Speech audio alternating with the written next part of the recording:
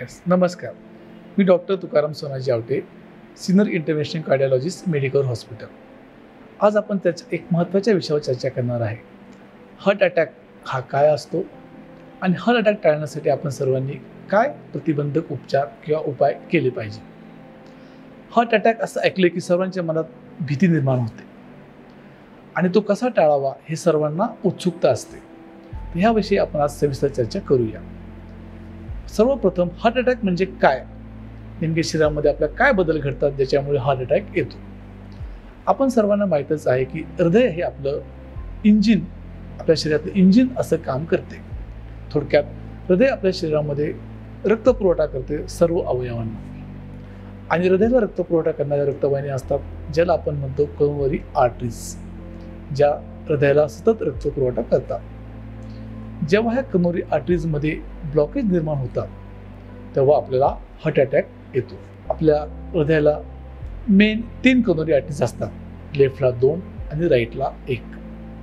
जेव्हा केव्हा ह्या करोनरी आर्टरीजमध्ये ब्लॉकेज निर्माण होतात तेव्हा आपल्याला हार्ट अटॅक येतो किंवा आपण त्याला इस्चेमिक हार्ट डिसीज असे म्हणतो. हा इस्चेमिक हार्ट डिसीज हा मेनली 2 स्वरूपाचा असतो, एक स्टेबल आणि दुसरा असतो सिरियस, किंवा ज्याला आपण कॉमन लँग्वेजमध्ये हार्ट अटॅक असे म्हणतो. जेव्हा ह्या रक्तवाहिन्यांमध्ये अचानक रक्ताची गाठ निर्माण होते आणि अचानक तुमच्या रक्तवाहिन्यांमध्ये 100% ब्लॉक निर्माण होतो तेव्हा मोठा हार्ट अटॅक येतो. हार्ट अटॅकचे लक्षणं काय असतात? जेव्हा पेशंट अटॅक येतो तेव्हा छातीमध्ये खूप तीव्र वेदना होतात. डाव्या साईडला मुख्यतः वेदना असतात. ह्या वेदना पाठीमध्ये जातात, डाव्या खांद्यामध्ये जातात किंवा जबड्यामध्ये जातात. काही रुग्णांना ह्या वेदना उजव्या साईडला सुद्धा होऊ शकतात. बरेचसे रुग्ण ह्या वेदनांना ॲसिडिटी म्हणून निग्लेक्ट करतात आणि घरीच उपचार करतात, जे त्यांच्या जीवावर सुद्धा बेतू शकतं. त्याच्यामुळे सर्वांना मी आव्हान करू इच्छितो की जेव्हा तुम्हाला असा काही त्रास वाटेल छातीमध्ये तेव्हा लगेच जवळच्या डॉक्टरांना दाखवून त्याचे निदान करून घेणे आणि त्याचे उपचार करणे खूप महत्त्वाचे आहे. तर हे झाले हार्ट अटॅक. आता हा हार्ट अटॅक आपण सर्वांनी कसा टाळावा, याच्यावर काय प्रतिबंधक उपाय आपण केले पाहिजे हे सर्वांनी जाणून घेणे खूप महत्त्वाचे आहे. कारण आजार होण्यापेक्षा आजार टाळणे हे कधी महत्त्वाचे आहे. Prevention is always better than cure. तो हा हार्ट अटॅक टाळण्यासाठी आपण काय केले पाहिजे? तर सर्वात महत्त्वाचे आहे आपली जीवनशैली. जीवनशैली सर्वात महत्त्वाचा भाग आहे व्यायाम. आपण सर्वांनी रोज 45 ते 60 मिनिटं व्यायाम करणे खूप आवश्यक आहे.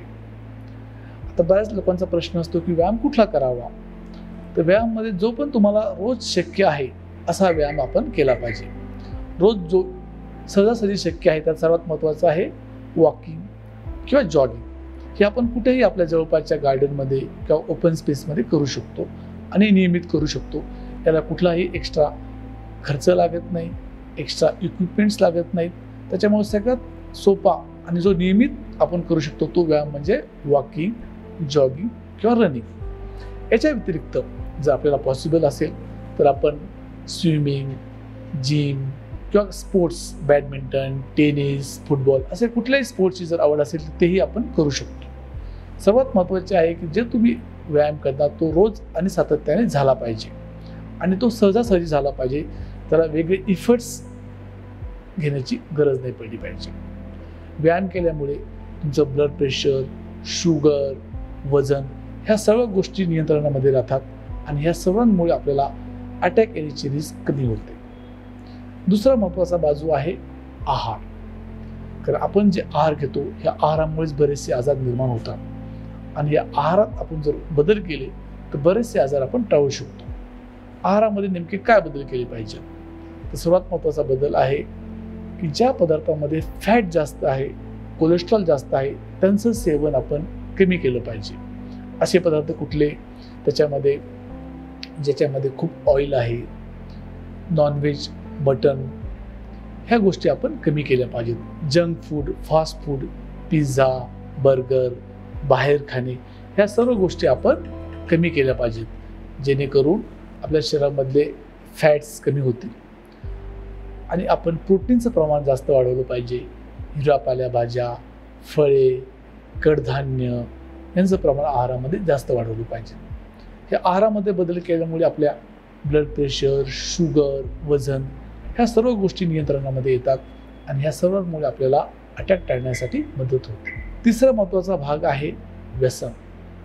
आजकाल तरुण पिढींना व्यसनाने खूप जास्त व्यसन वाढत चालले तरुण पिढीमध्ये आणि त्याच्यामुळे तरुण वयामध्ये अटॅकचे प्रमाणसुद्धा खूप झपाट्याने वाढत आहे.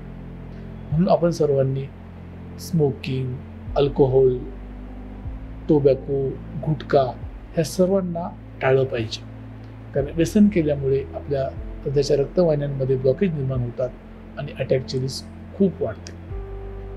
ह्या व्यतिरिक्त बऱ्याच रुग्णांना ब्लड प्रेशर, शुगर, कोलेस्ट्रॉल याचे आजार असतात आणि सर्वांना असा गैरसमज असतो की आपल्याला काही त्रास नाही आहे तर आपल्याला ट्रीटमेंट घ्यायची गरज नाही. परंतु ज्यांना ब्लड प्रेशर, शुगर, कोलेस्ट्रॉल हे आजार आहेत आणि काही त्राससुद्धा नाही आहे, परंतु भविष्यामध्ये अटॅक, पॅरालायसिस, किडनीचे आजार टाळण्यासाठी त्यांचं योग्य ट्रीटमेंट घेणे, डॉक्टरकडे रेग्युलर फॉलोअप करणे हे खूप महत्त्वाचे आहे. कारण शुगर, ब्लड प्रेशर, कोलेस्ट्रॉल हे वाढल्यामुळं अटॅकची रिस्क तिप्पट वाढते आणि आपण ह्या गोष्टी कंट्रोल करून ते आपण टाळू शकतो. आणखीन महत्त्वाचा भाग आहे ताणतणाव. आजच्या जीवनामध्ये स्ट्रेस लेवल सगळ्यांची खूपच वाढत गेलेली आहे आणि या स्ट्रेस लेवल वाढल्यामुळे अटॅकचे प्रमाण खूप वाढत चालले आहे. खास करून तरुण वर्गांमध्ये, स्त्रियांमध्ये सुद्धा अटॅकचे प्रमाण हे खूप झपाट्याने वाढत चालले आहे. ही स्ट्रेस लेवल मेंटेन ठेवण्यासाठी जसं आपण शरीरासाठी व्यायाम करतो तसे आपल्या माइंडसाठी आपण मेडिटेशन केले पाहिजे. आपल्याकडे भरपूर प्रकारचे मेडिटेशन्स अवेलेबल आहेत. आर्ट ऑफ लिव्हिंग आहे, विपश्यना आहे किंवा कुठलेही मेडिटेशन आहे. ह्या सर्व मेडिटेशन केल्यामुळे आपल्याला आपली स्ट्रेस लेवल कमी होते. मेडिटेशनमुळे तुमचं ब्लड प्रेशर, शुगर, कोलेस्ट्रॉल, वजन ह्या सर्व गोष्टी नियंत्रणामध्ये येतात आणि ह्या सर्वांचा फायदा आपल्याला अटॅक टाळण्यासाठी होतो. वजन नियंत्रणामध्ये ठेवणे हे खूप महत्त्वाचे आहे. कारण वजन वाढल्यामुळे ब्लड प्रेशर, शुगर, कोलेस्ट्रॉल हे सगळे आजार वाढत जातात आणि मग त्याच्यामुळे अटॅकची सुद्धा रिस्क वाढते. म्हणून सर्वांनी आपले वजन नियंत्रणामध्ये ठेवणे हे खूप महत्त्वाचे आहे. जर तुम्हाला काही आजार असतील तर त्याची ट्रीटमेंट रेग्युलर घेणे, डॉक्टरकडे रेग्युलर चेकअप करणे हे सर्व महत्त्वाचे आहे. प्रिव्हेंटिव्ह चेकअप हे सुद्धा खूप महत्त्वाचं आहे. कारण आपण सर्वांना सवय आहे की आपण काही त्रास झाला तरच आपण हॉस्पिटलमध्ये जातो, परंतु आपल्याला काही त्रास नसताना सुद्धा एक इयरली प्रिव्हेंटिव्ह चेकअप करणे खूप महत्त्वाचे आहे. ज्याच्यामध्ये तुमचं sugar, cholesterol, ECG, 2D echo, stress test ह्या सगळ्या बेसिक टेस्ट करणं खूप महत्त्वाचे आहे. याचे वेळेवर निदान झाले, वेळेवर उपचार केले तर आपण अटॅक हा टाळू शकतो.